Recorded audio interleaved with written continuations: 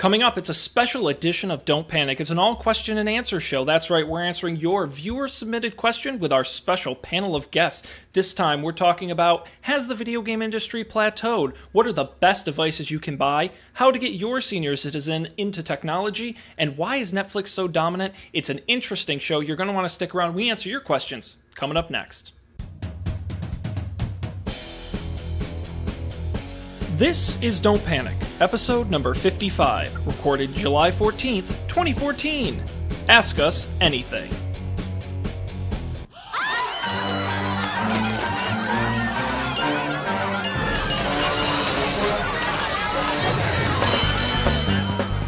Hello, and welcome to this special edition of Don't Panic. Why do I say it's special? Well, because we are joined by three special people on a very special night with a very special topic, and we're glad you could join us. I'm Sean Jennings, and I'm joined by not the two usual guys you expect. Colby and Dan couldn't be bothered to show up this week, so we replaced them with three people who are even better. Let's go around the horn and start with our introductions.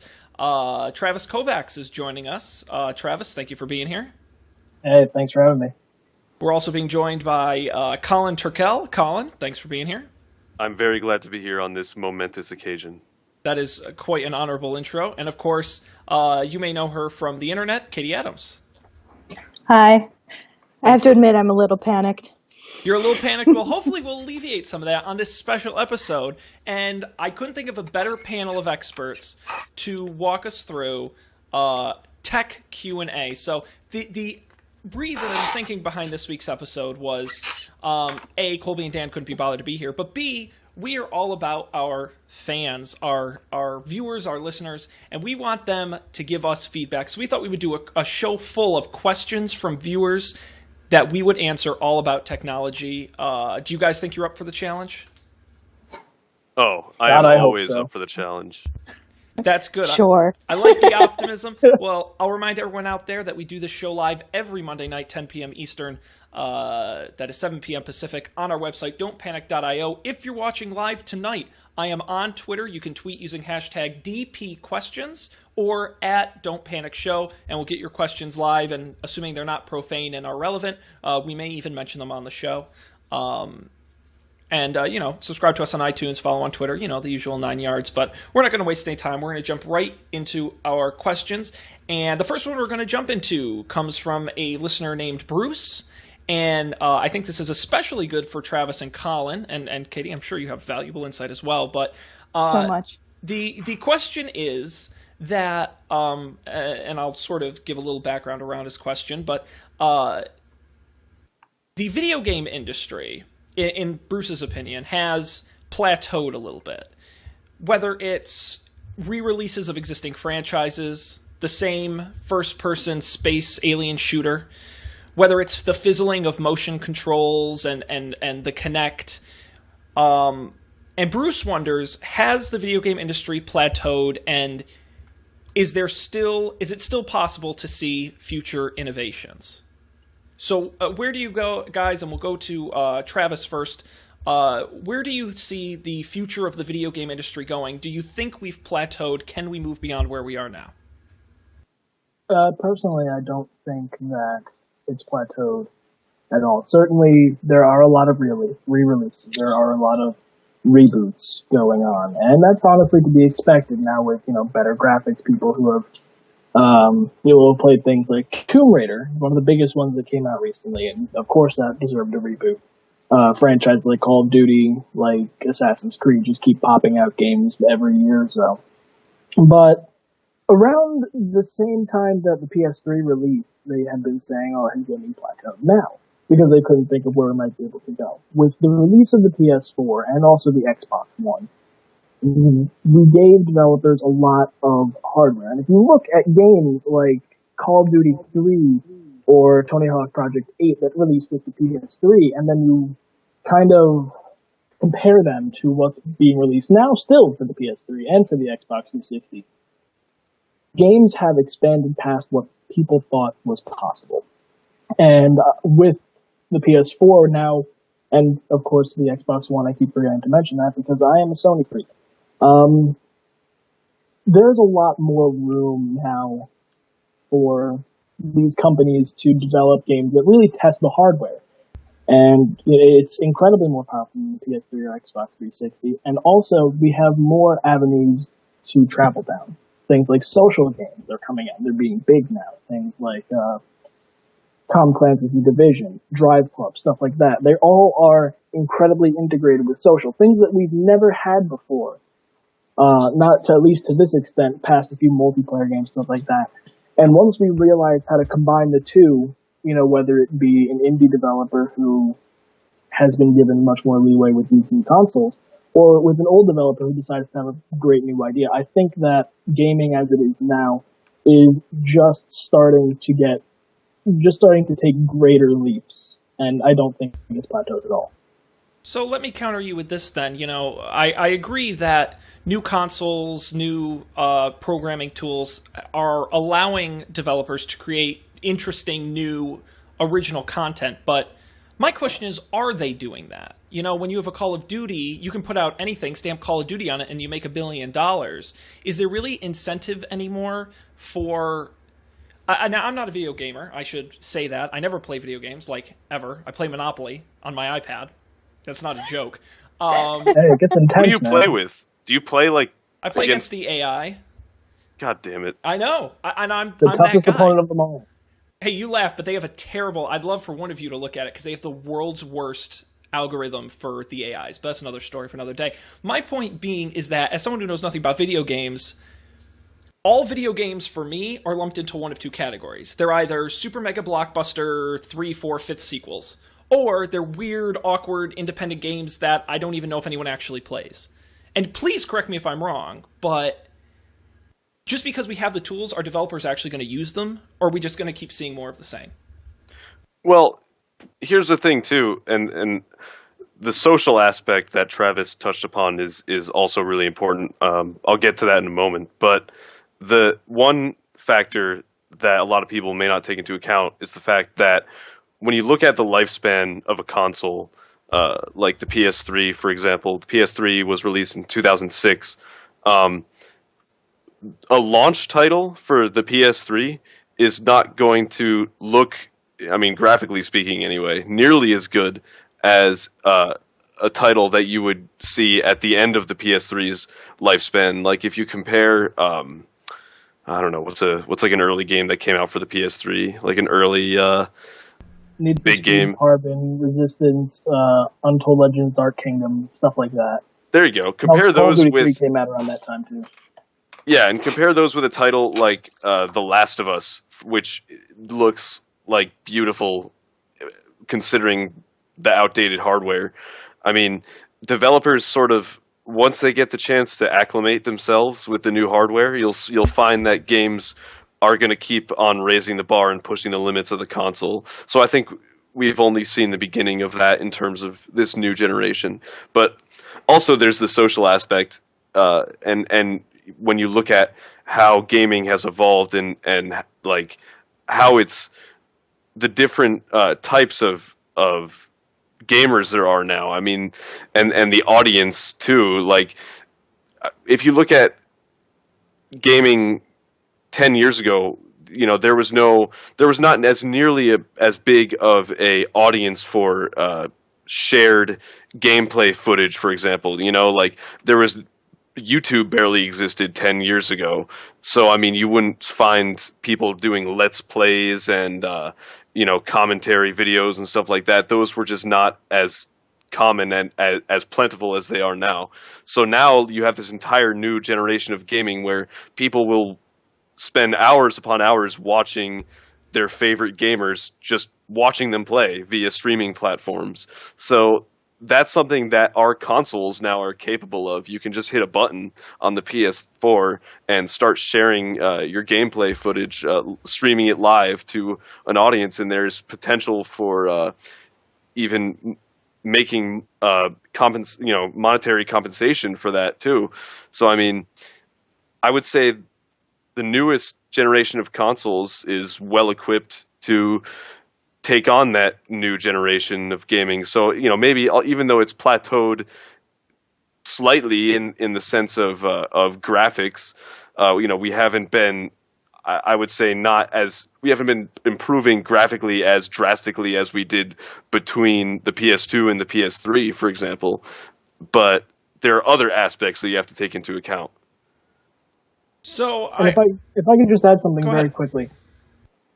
I like to think that if we take a step back, gaming becomes a lot clearer. And video games as a genre are at base media.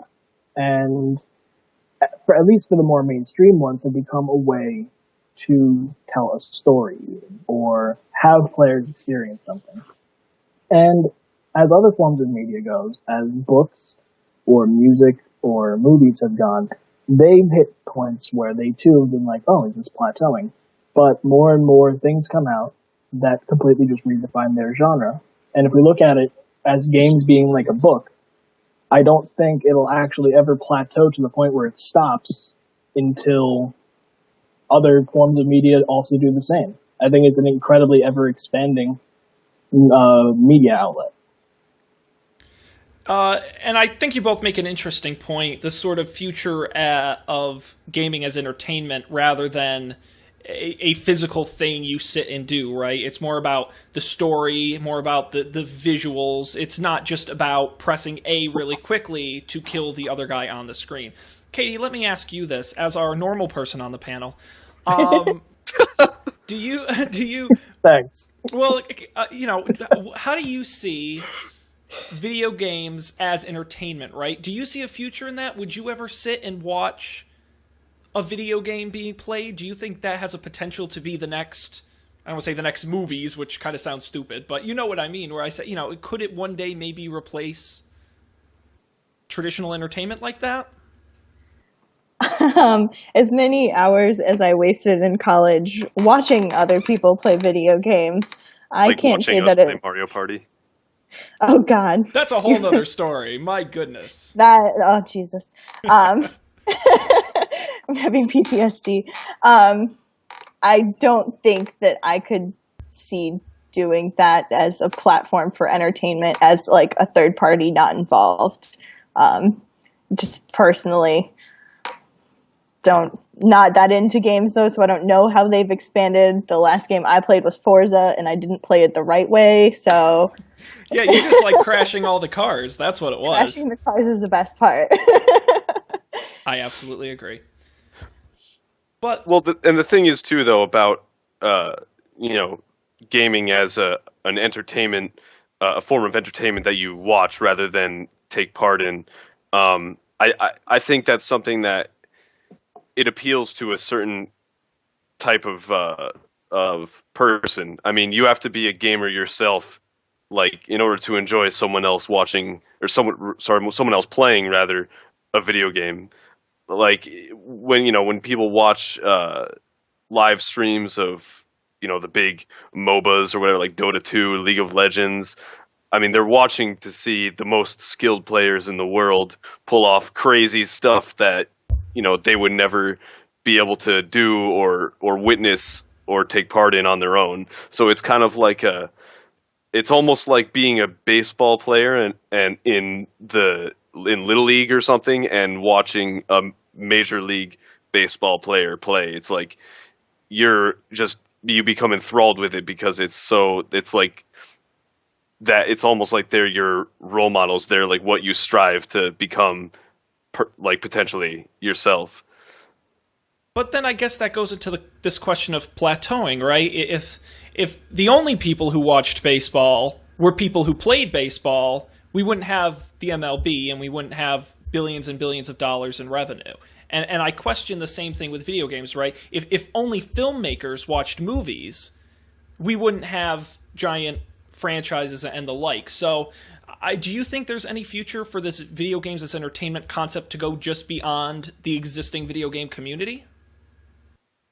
Well, I mean, that's the kind of thing that we just have to wait and see. I mean, it would be cool to envision a world where there's a huge stadium filled with people watching, a Call of Duty match being played on a giant monitor in the middle or something like that. But I mean, I don't know. Like it could go either way, I guess. I mean, I wouldn't expect it to expand to the level of the Super Bowl or something like that, but I think professional gaming is becoming more and more mainstream. And I think you bring up a really interesting distinction, which is the difference between competitive gaming and narrative gaming, right?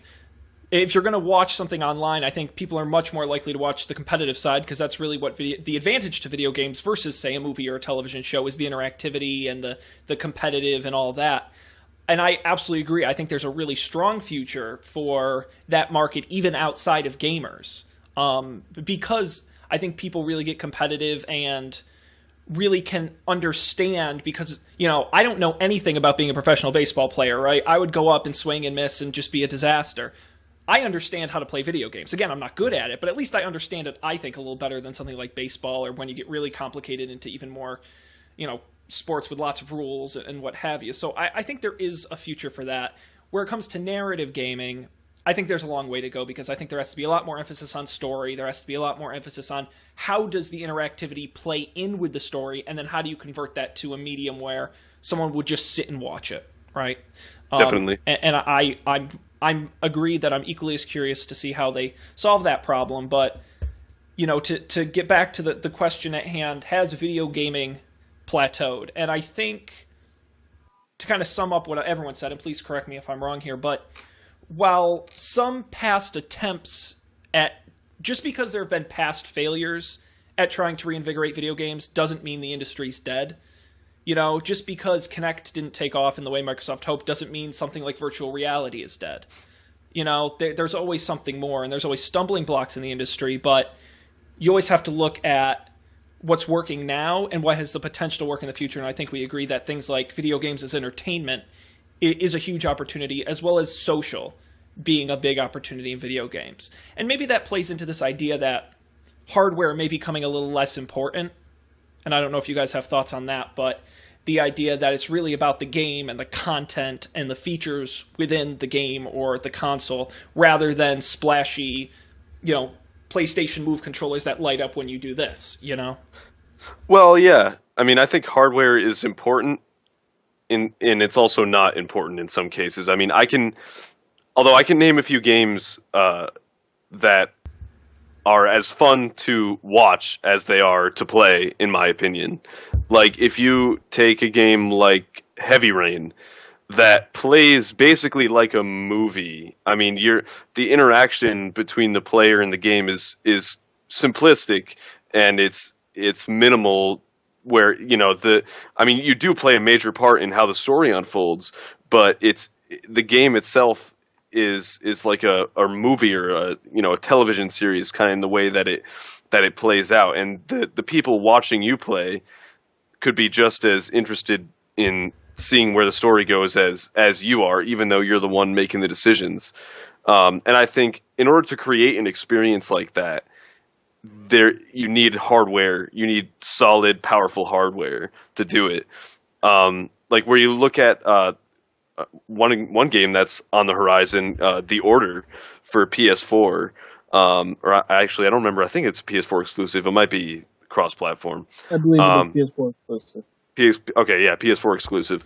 That game, I believe, from what I've come to understand, is sort of marketing itself on the fact that you sort of transition smoothly and seamlessly between cutscenes and actual gameplay. So there could be one cutscene where there's this big monster chasing you, and all of a sudden, you know, and you're watching it unfold, and in the past you might have a loading screen in between that and the actual gameplay, but for this game, it's you transition straight into the gameplay at any time. Like, you have to be constantly paying attention to make sure that you're, you know, ready, because it's completely a seamless experience, and that's the kind of thing that you need powerful hardware to do.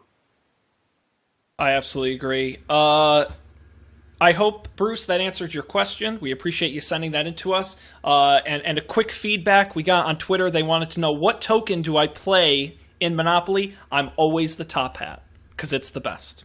And I'm mad because they did that thing, remember, where they made the cat token? And I hate that. That's not authentic Monopoly. Don't do that. So I don't know. I'm partial to the spindle. Yeah. No, the Simple. battleship and the wheelbarrow and all the That's classic. too big. Come on. Oh man, I could talk Monopoly for hours. Let me know when the esports Monopoly tournament is. I'll watch that. So let's move on to our next question. This question comes from a couple people, so I'm not going to give anyone specific credit. Sorry, don't take it personally.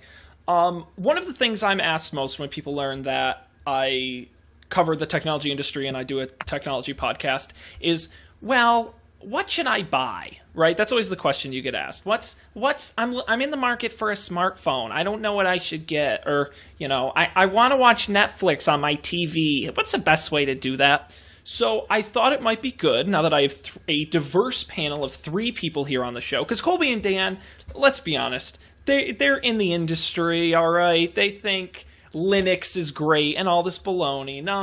Let's talk to the real people. Let's get some answers for them. Let's go around the horn and work through what are some of the best devices on the market today. Do you guys think you're up for the challenge? Well, yeah. Absolutely. All right. I'm very opinionated. This is good. Well, this is perfect. Right. So why don't we start with I don't know if it's the obvious one, but certainly the most popular one, smartphones. I kind of want to go around and maybe quickly, if you guys want to share what device you're currently using and what are your thoughts on it. Travis, we'll start with you. What's your phone situation like these days? Currently, I have an iPhone 5S. I like it. I really do. I like the phone. I like the product. I don't particularly like Apple and how they conduct business. They are incredibly ruthless, and that's why they got how they are today, being like, if not one of then the most powerful name in making smartphones. But honestly, after my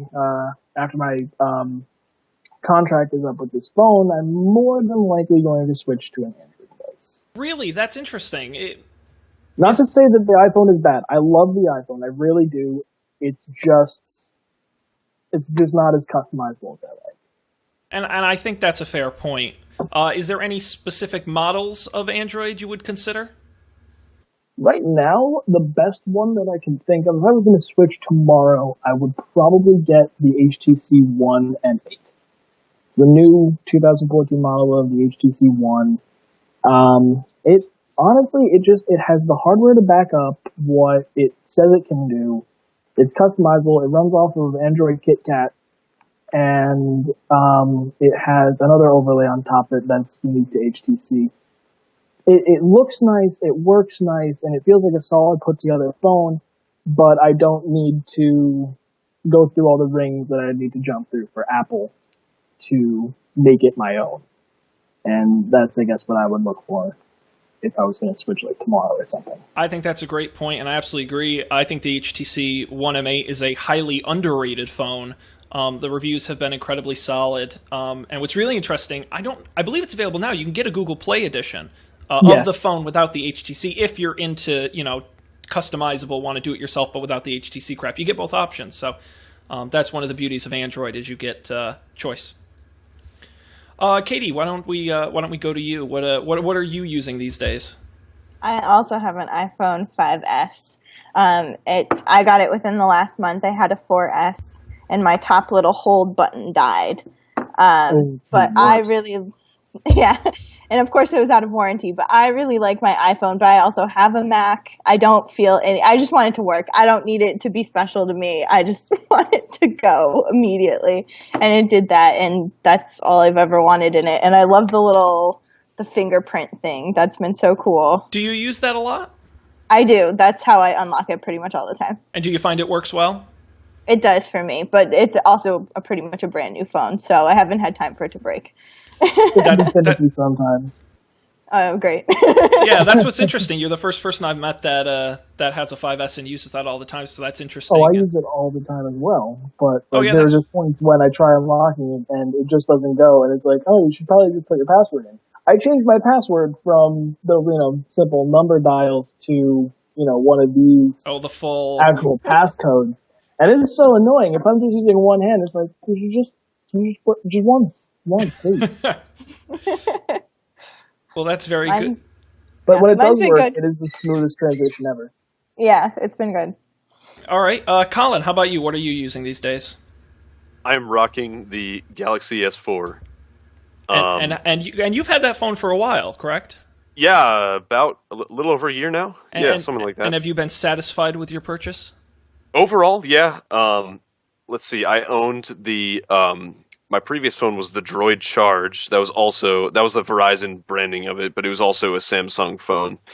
Um, and that phone I was less satisfied with than this one. I think Samsung has definitely upped their game since 2000 whatever it was 11 that I bought that phone. Um, I with the Charge I noticed a lot of decrease in performance. Over the year or two that I owned it. This phone has pretty much been solid. I mean, it hasn't been slowing down on me or anything like that. My only complaint, I guess, about Samsung phones in general is they just absolutely load it with bloatware and apps that you'll never use, and they kind of just stick out like a sore thumb. Luckily, with the S4, you can sort them into folders, so it makes it less intrusive on your apps page. But with the Charge, you weren't able to do that, so it was just lots of crap that I would never use, just kind of sitting there. And they also Samsung, because they're Samsung, they have this whole they have their own app store of Samsung apps that they constantly want you to download and update and use that I just never use. But overall, it's a great device. It has a ton of features that I think most people who own the phone will never use. But it does have some cool features. But I would say, unless you just love being on the forefront, you got to have the most modern, most advanced device. I would say there's no reason to pick the S4 over a lesser big name, smartphone that has basic functionality but not all the crazy features. Yeah, I mean, I'll jump in and say I have an iPhone 4S. I will upgrade to the iPhone 6 when it comes out in the fall, and I swear every time they announce a new phone, I go back and forth. Oh, and there's a new Android phone, I want it, and then there's a new iPhone, I want it. I'm such a flake back and forth, but I think, and maybe, correct me if I'm wrong what I'm getting from you folks, but, there used to be, what company was that? Nokia. No, what I was thinking of was the famous saying, no one ever got fired for buying IBM, right? I believe that was the saying. It might not be IBM, it might be a different company, but the idea was you can't get in trouble for buying IBM because they make really good products. I feel the same as with Apple, really. You can't get a bad product from Apple. Is it the most cutting edge? Is it the most customizable? But overall, especially for those who aren't as tech savvy as some of us are, I feel like the iPhone is a really compelling device for your average user. And I can't tell you how many people had iPhone that have come to me and have had iPhones, got talked into when their plan was up switching to usually a Samsung, and then how many of them a month or two later come to me and say it was the worst decision of my life, I just want my iPhone back. Now, that's not to say there's something wrong with the Samsung. I think that's a type of user. So I think, to kind of conclude this debate, what's the best smartphone you can get? I would tell people, I think the iPhone is a really solid device, especially if you have Apple products already. And I think if you're going to go with Android, I think the HTC One is a really great phone. I think the Samsung stuff is okay. Get the Google Play edition without all the extra crap in it. That's my opinion. Do they make those? Can you even get those for Samsung phones? I'm going to check. Was it the S4? They had a version, but I don't know if the S5 has one. Yeah. But, I mean, I agree, though, definitely with the assessment that Apple just makes quality products. I mean, you hold an iPhone in your hand, and whenever someone lets me borrow their iPhone and I just hold it in my hand, it feels so great to hold. It compared to my S4, which kind of just feels like a piece of plastic. I mean, it's by no means a low quality device, but when you hold an iPhone, it just feels so right, I want to say. Yeah, and I think this debate is almost on hold until we see the iPhone 6 in the fall. I think that's going to be a really interesting device. And I will say, for Google Play Edition, right now you can get the HTC One, the Moto G and Moto X, and the Galaxy S4. You cannot get the S5 at the moment with the Google Play, but something to keep in mind. One other device, I didn't know if you guys had any opinions on tablets. If any of you guys own tablets, use tablets, feel free to jump in. I'm not a tablet user, so... No tablets for Colin? Tablets, Travis? I'd say there's no, at least in my opinion, I don't have a tablet, but I'm not unaccustomed to using them. When it comes to a tablet, it really depends on you. The best one for you would be what you are used to. They honestly copy smartphones and all that they can, in everything except for the fact that they can make calls and, text via your carrier. But, say I have an iPhone. I'm used to the iPhone. I have used multiple different iPads, and they just feel natural to use. I've also used Android devices, and, those, other tablets like the Nexus, again, feel pretty natural to me because I know both. But say someone only uses Apple or until now has only used Android, go for one of those devices. Don't look for the other one because you're going to end up saying that you want your old device back when you really are just looking at your smartphone. So get whatever fits you and what you are used to, and you're going to find the best ways to make it happen because they're basically the same thing, just, one's bigger and probably has more power. Yeah, it's an ecosystem question, I think, through and through, and as someone who has owned both Android and iPad tablets, Android and Apple phones, I end up buying all my apps twice. I end up not getting all my data converted from one to the other. It's a pain. But that's why they make these ecosystems, right? They're not designed for you to be able to easily switch in and out of. So I think you make a really good point with that. Katie, I didn't know if you had any thoughts on tablets. I don't own one. Sorry. Okay, I think that's fine. I know that's a little more specific than the smartphones. We had another person on Twitter using the hashtag DPQuestions send us a question. Her name is Katie Adams, and the question is, what is the best smartphone app to get? So let me put it out to you guys, and maybe we'll start with Colin. What is for you the must-have app for your smartphone? The app you use most often, you couldn't live without. Do you have a pick? You know what? That's a good question. And if you want, you can take a pass, and I can throw it to Travis. Well, I've got a couple. Okay. Well, you can only pick one, though. Oh, well. Oh, I've done that. I mean, I'm just going by the user question. I'm sorry. All right, let me narrow it down while you consult the other hosts. Okay, Travis, do you have I have a pick if you all want me to go first. I think for now you can go. Okay, good. I'm glad we stumped everybody. My must-have smartphone app, and this might surprise you, might not, is Instagram. Monopoly. No, Instagram. Oh. And I'm going to tell you why. And I've been wanting to have this debate for a while. Maybe this isn't the best place to do it, but I'm going to do it anyway. To me, Instagram is the perfect social network. It does not get better than Instagram, and here is why. I hate reading. I don't like reading.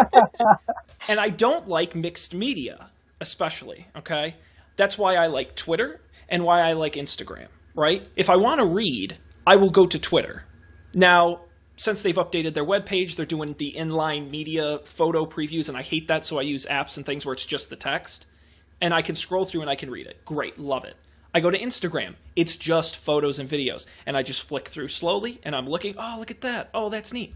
But I go to Facebook, and it's like 38 different things. There's videos and photos and ads and links and you name it, and they're all jumbled. And because I'm scrolling, things get missed. I go over things. It's a nightmare.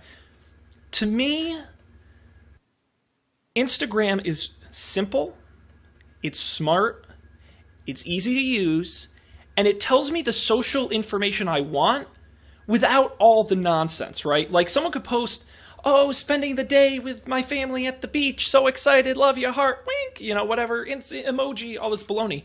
Or I can just quickly scroll by a photo of a sunset at a beach and say that's stupid and I don't care.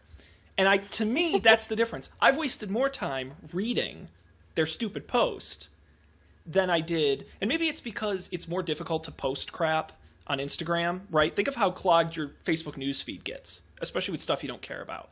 You can a little bit, you really can't on Instagram. And that's my argument, and why one of the first apps I check on my phone is Instagram, because it's a quick way for me to get social updates without having to read, without having to do a lot of detail, and for me to get a story from a single image that I may not get from whatever stupid thing they write. And as an ancillary, I'll also say I'm a big Vine fan. If you're not into Vine, I think Vine is really excellent. It's sort of a video Instagram in a way. I made a Vine once. I got a push notification the other day that I have over 100 Vines. I said I'm using this too much. But it's fun. And there's a lot of funny stuff on there. So that's my pick anyway. I don't know if you guys have if someone wants to go next. I personally use my banking apps all the time.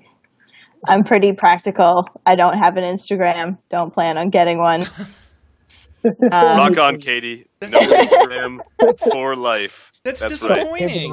Hashtag no filter. No, well, no. The filters are. I will give you that. The filters. I never use filters. Total BS. Ruin the experience. Okay, well, I'm glad that you've gone there, Sean. Yeah, I'm glad that you like Instagram now, because now you can't spam my Facebook feed as much, which is nice. What is this? Ouch! Getting called out. Now I'm gonna extra spit. I'm gonna poke you. Bring it on. I went there. So Katie's pick is her banking apps. I've just witnessed the start of a war. Gentlemen, Let's see. any thoughts? Personally, for me, Yeah. I'd say Spotify. That's because I have a Spotify account. I second that. That's my Because second most. I'll put it this way. I have an Apple product, therefore have iTunes. Because you need to. I don't like iTunes. I don't like the fact that I have to pay 99 cents for every single song. That's stupid. There are a lot of songs out there. I don't have that much money. I go to college. That's where all my money is. And with Spotify, I pay $10. Yeah, $10 a month. If I take that literally as I will listen to 10 new songs, over 10 new songs a month, which I do, it pays for itself. And it's a really sleek design. It's a good app. It's got reliable connectivity. And I don't know how well I'd be off if my phone did not have music for me to listen to. So Spotify's got my vote for something that I must have. Because other than that, I just have games. And I'm really bad about playing them on my phone. My poor battery hates me.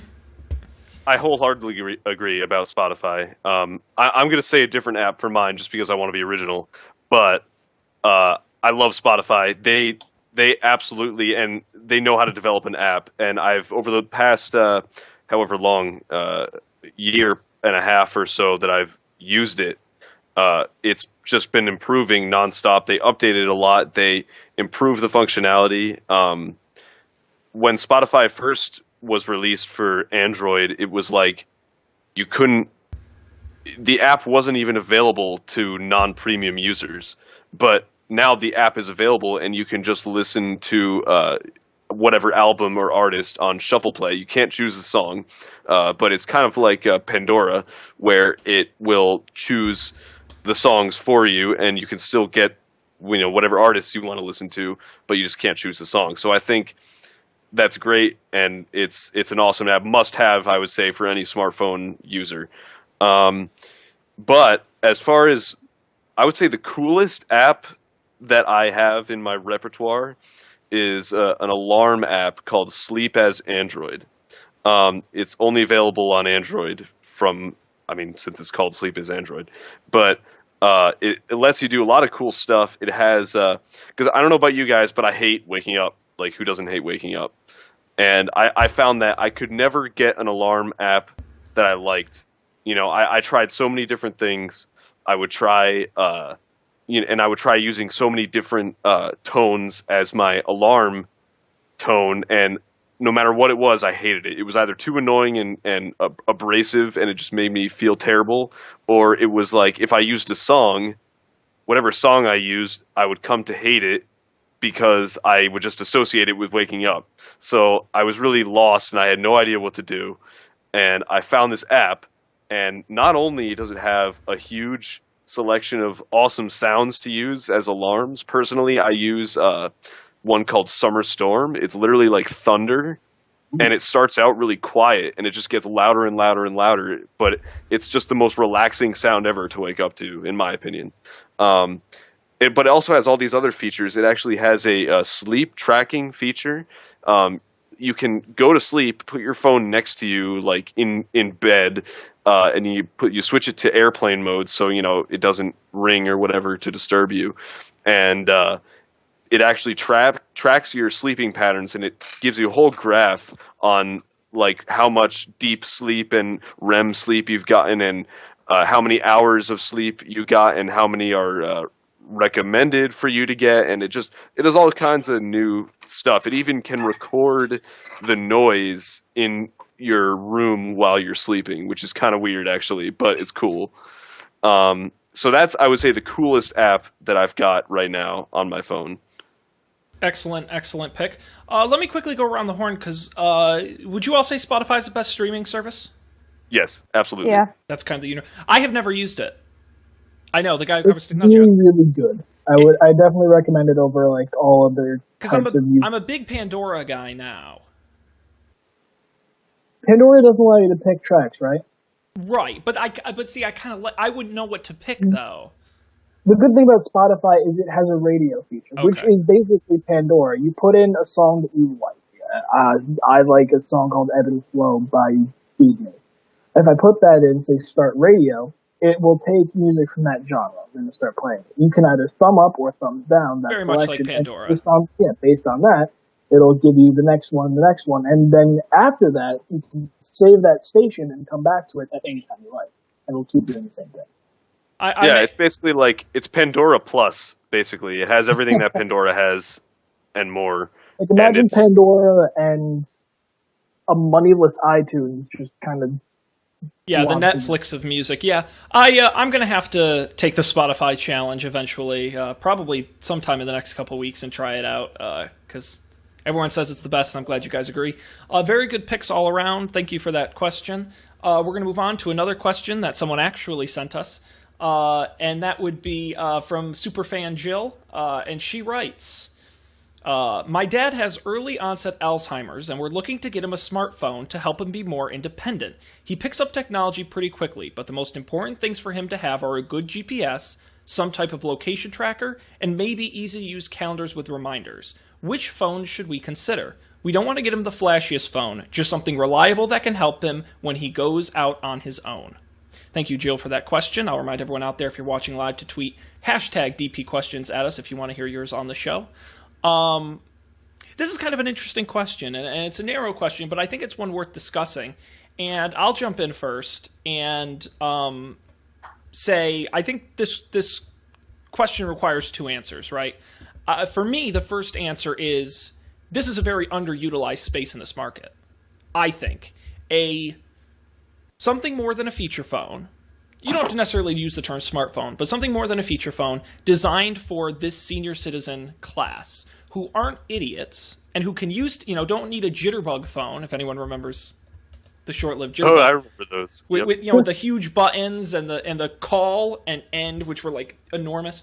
They're not stupid. They've grown up with some amount of technology.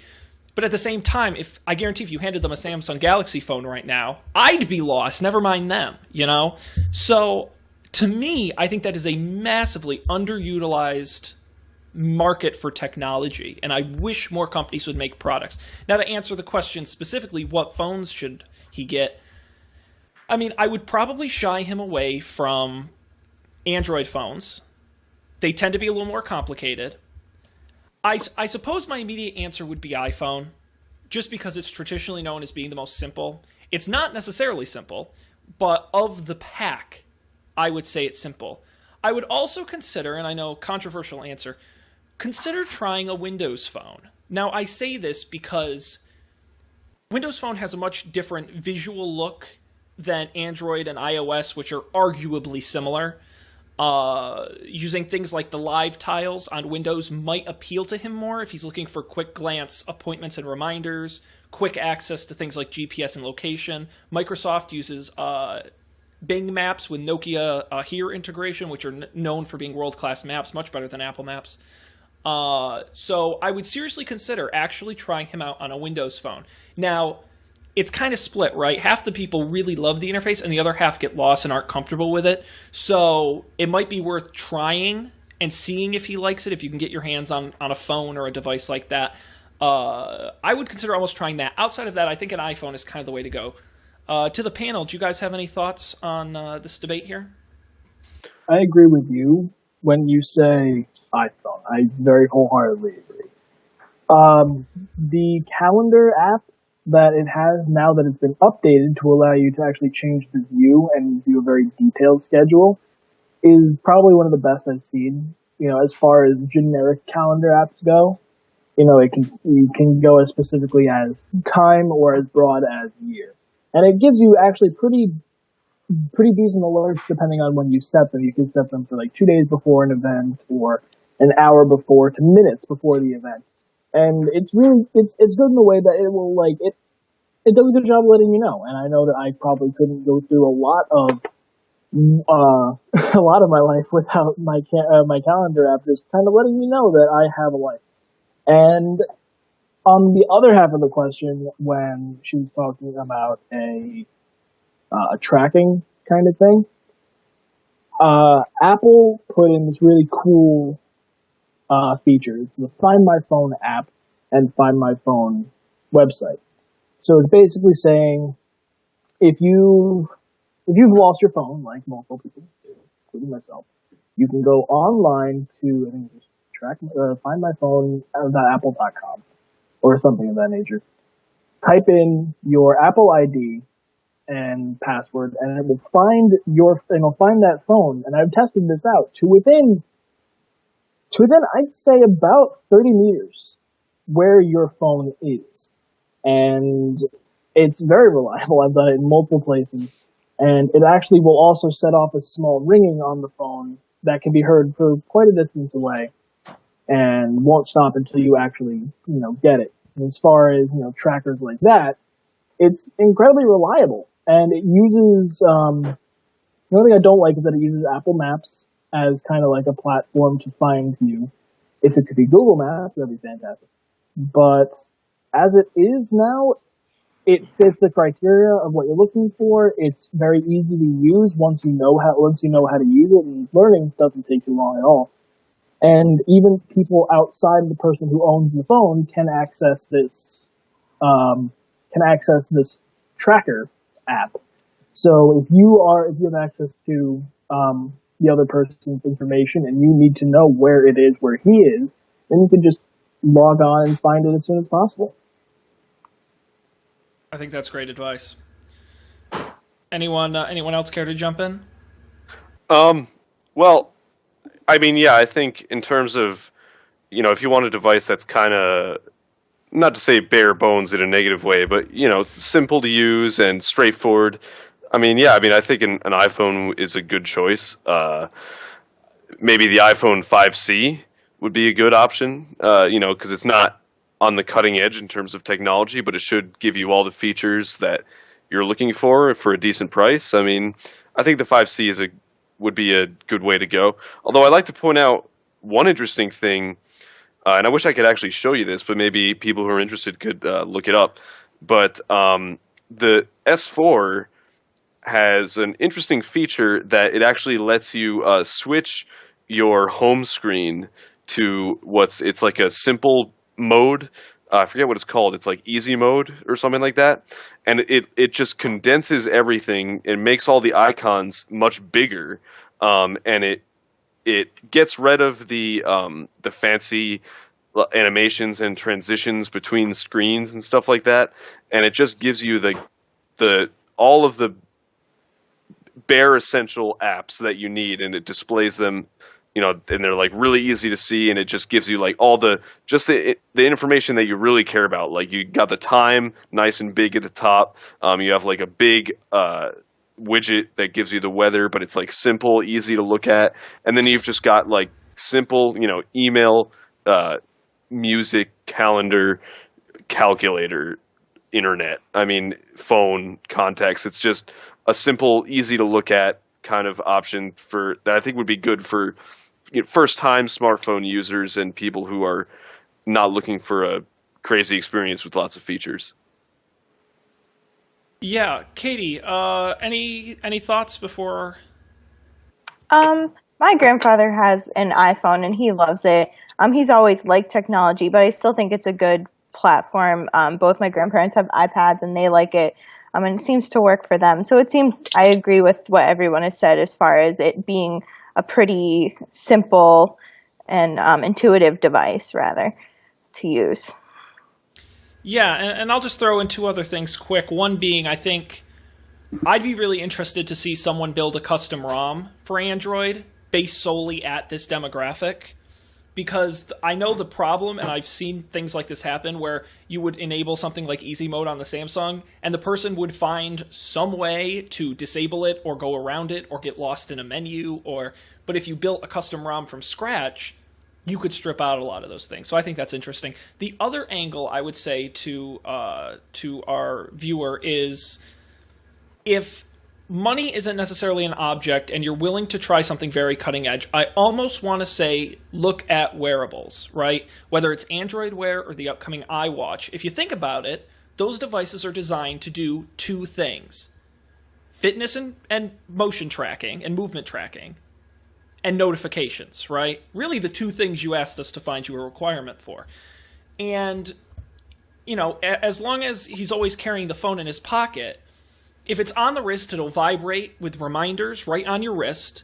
You don't have to worry about going through all the menus on the phone. You know, we'll have to see how these wearables play out over time, but I feel like that's a really interesting angle. And if you're really willing to be cutting edge and try something brand new, it might be an avenue worth looking at. That's just a thought. Let's move on to our final question.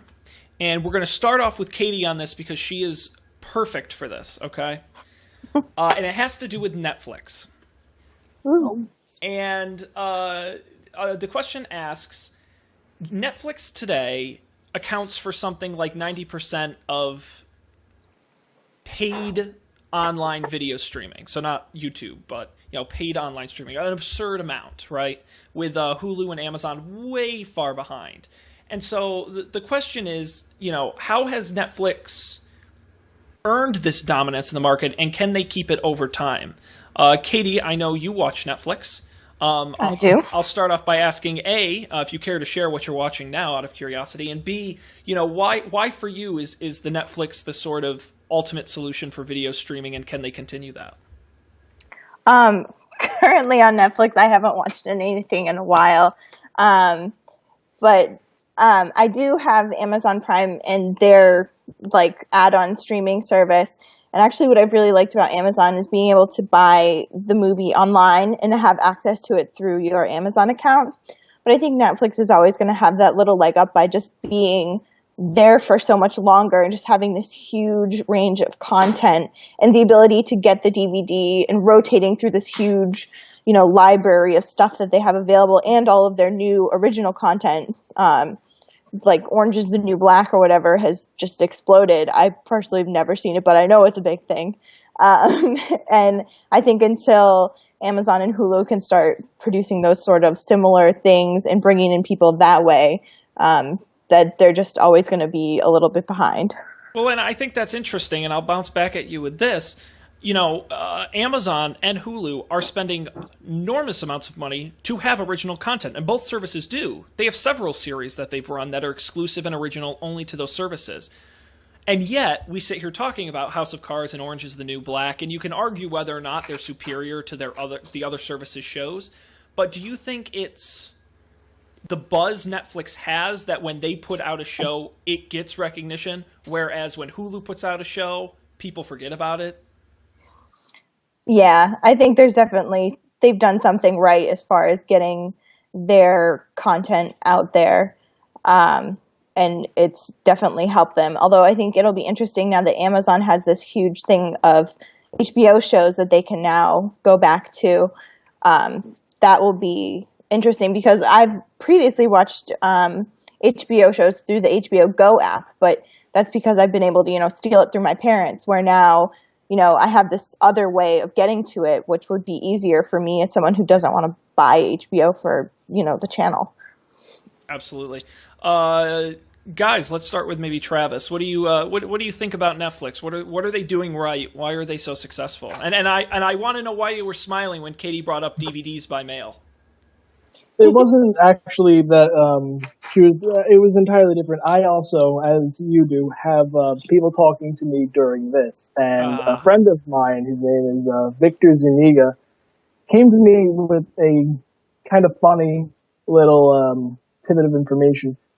Apparently, it's recorded that Netflix is responsible for 90% of productivity loss in people who own the service. And I think that's hysterical and entirely true because I'm a victim of it. Netflix is incredibly dominant in the fact that it differs from something like Hulu in a very small way. When you look at a series on Hulu, it brings you to the season that is currently on, and you can go into like the latest episode, and they'll have it. Netflix, however, only takes full seasons and puts them together, and that can get frustrating at times. But for what most people want to do when they log on to a video streaming service, they want to find this one show that they've been hearing about, that they've watched maybe once or twice, here and there, and they want to just shotgun the whole thing, which is what I did. And I actually just recently finished watching House and House of Cards. You're on a House run? Sorry, what? You're doing a House marathon? Everything with House in it? I marathoned all of House, and my life will never be the same. But it's stuff like that keeps Netflix up. The fact that you just log on and just in a weekend, or if you have a life unlike myself, you can do it in a few weeks, and just like any show that you've ever wanted to see that, of course, Netflix has, you can get to it. And also, you were talking about original content. I know that a lot of series, after, say, they're dropped by their station, will go to these streaming services and actually get quite a few more views than it would on that, service. I know that for a fact, Arrested Development did change, and they were dropped and then were picked back up by Netflix. And my opinions aside, it definitely, of like those seasons when Netflix picked it up, they got a lot of views that they wouldn't have had, that they never had, when they were on, I don't even know what channel it was on before it was on Netflix. Fox. Fox, okay. And I feel like it has the name that most shows will go for. Like when you think, oh, I want this show to get picked up on online streaming service, they think Netflix. They don't think Hulu Plus. They don't think Yahoo, even though Yahoo is bringing back Community, which I'm quite happy about. So I feel like just with it started out being the basically only place for you to stream movies online, like one of the very few, if not only, and its name just carries it so far. And as we've seen with Apple, that can only do so much. But when it comes to an entirely different sort of, business entirely, I want to see what it can do to just have like this name of Netflix just be so powerful. I agree with all those points. Colin, do you have any other reasons that you think Netflix has managed to become so dominant in the space? Well, we've certainly touched upon a lot. I think you guys have made the main points already, and I actually am. This surprises a lot of people that I'm not a Netflix user. I've never subscribed to Netflix, although I would love to convince my parents to subscribe to it because I think they would love it, but they're skeptical because they're old. But personally, I've never been a user of it. I've only used it at friends' houses and stuff like that. But I don't think I can give any more input as to why it is more successful or better than the other services. But I can say one thing I do like about Netflix, and that is that as a huge player in the industry, that they get an immense amount of traffic. They are very, very active in the net neutrality debate, and they have showed their support of an open internet where businesses and consumers don't have to pay to get put in a fast lane to access the content they're interested in. So I respect Netflix for fighting for an open internet where we can all packets and all web services are treated equal. So that's the one thing I did want to say about Netflix, is that I respect them for that.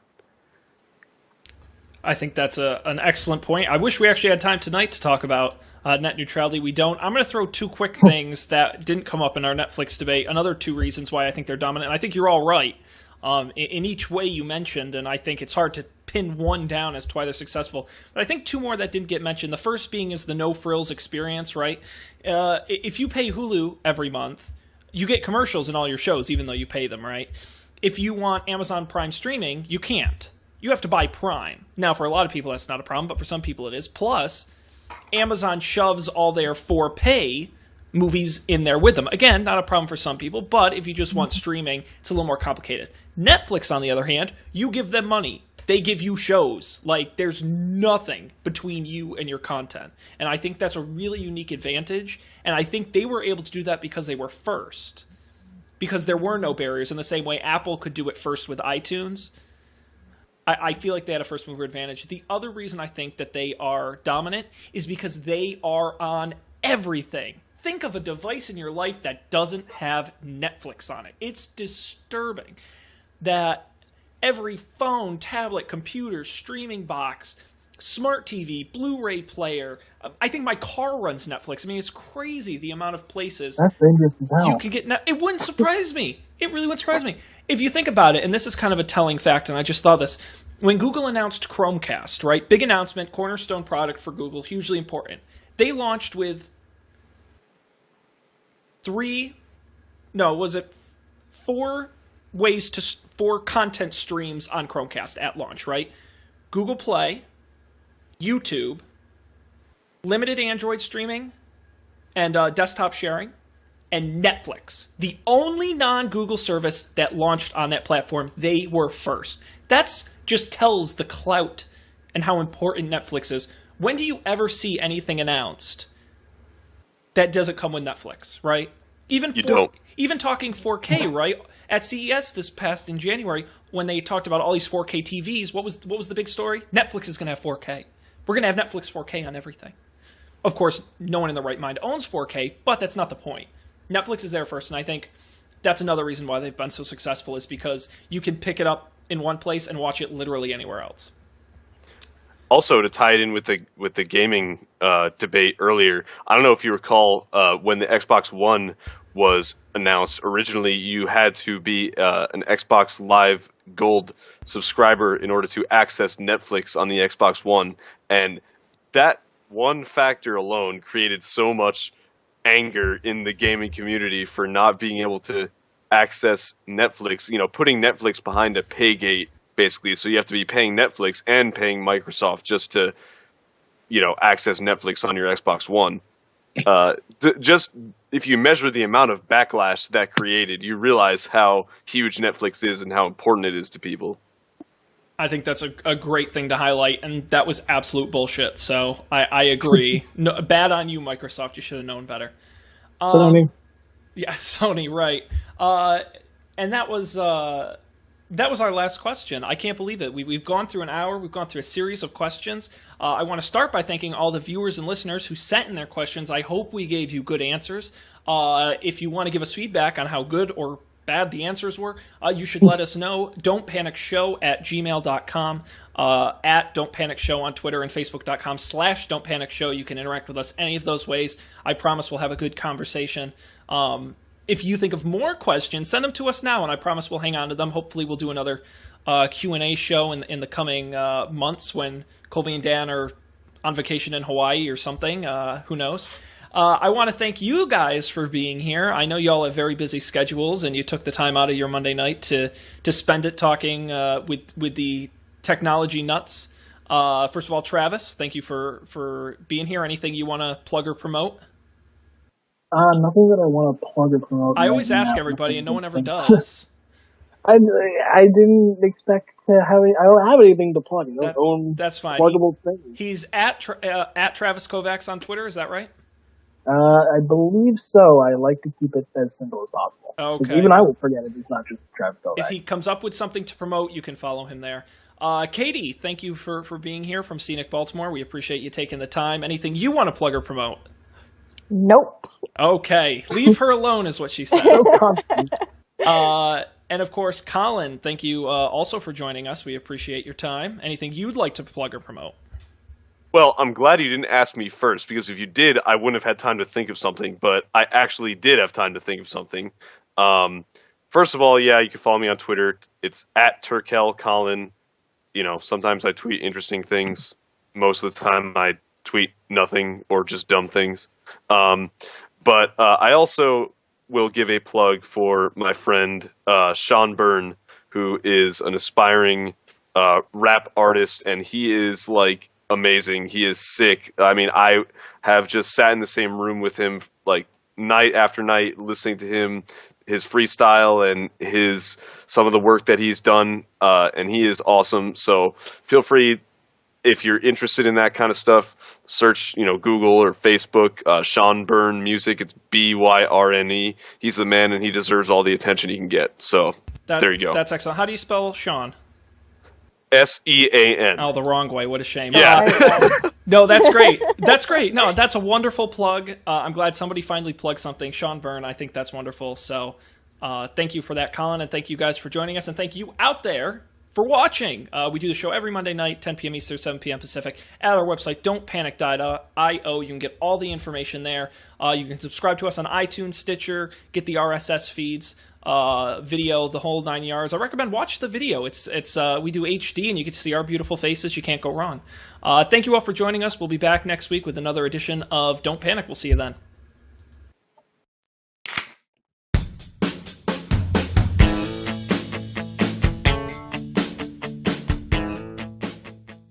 This show is brewed fresh weekly by the Coffee and Beer Podcast Network. Get all our shows at our website, coffeeandbeer.tv.